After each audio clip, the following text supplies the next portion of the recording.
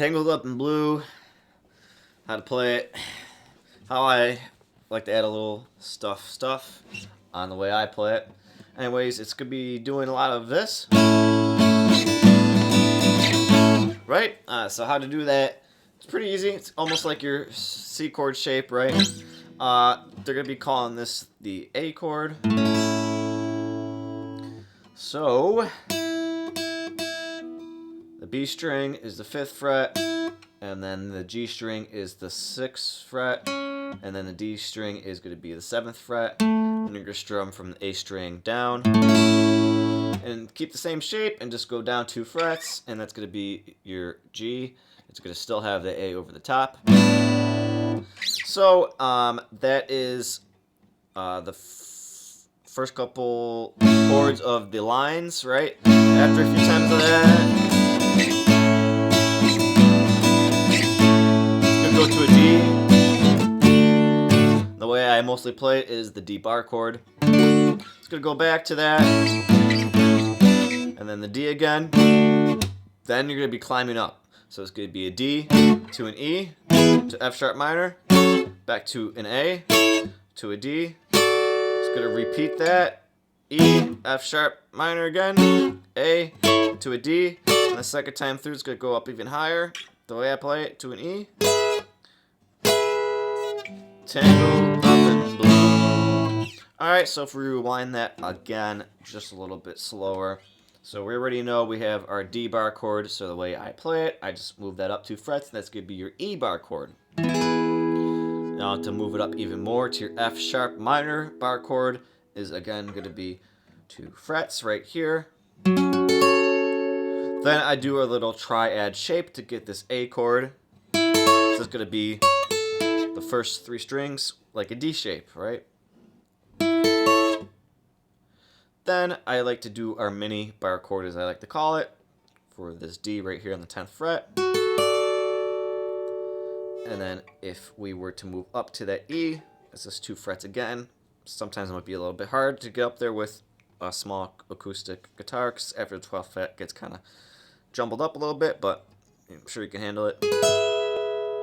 Then you can slide off to do your classic G, E, A with the open chords down there. So that's that. The intro is just going to be your A and A sus4. And same thing for like in between, although you might be able to hear that it might be doing the same stuff of this. It's not. It's going to be this.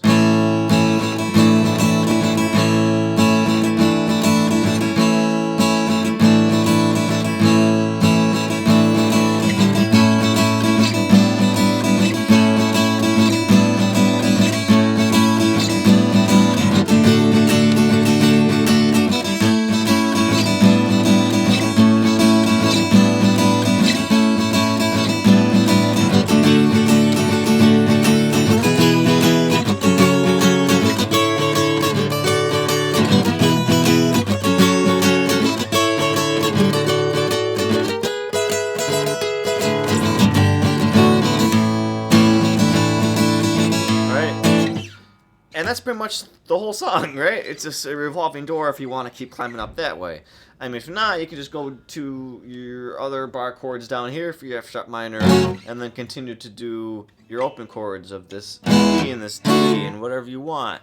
The song is so versatile. I like to switch it up. I do most of the song by going up, and then the last verse I tend to just go back down here and just kind of hang out with it.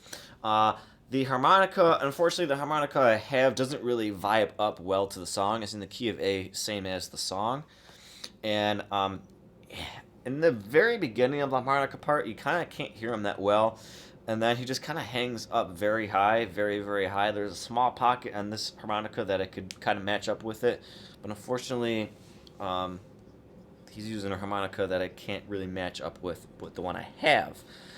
This song is not in this book. I forgot to mention it in my Blown in the Wind lesson, but this book has a decent amount of songs that will be 100% accurate. This is probably the only harmonica book that I trust for Dylan, and it has probably about 10 songs.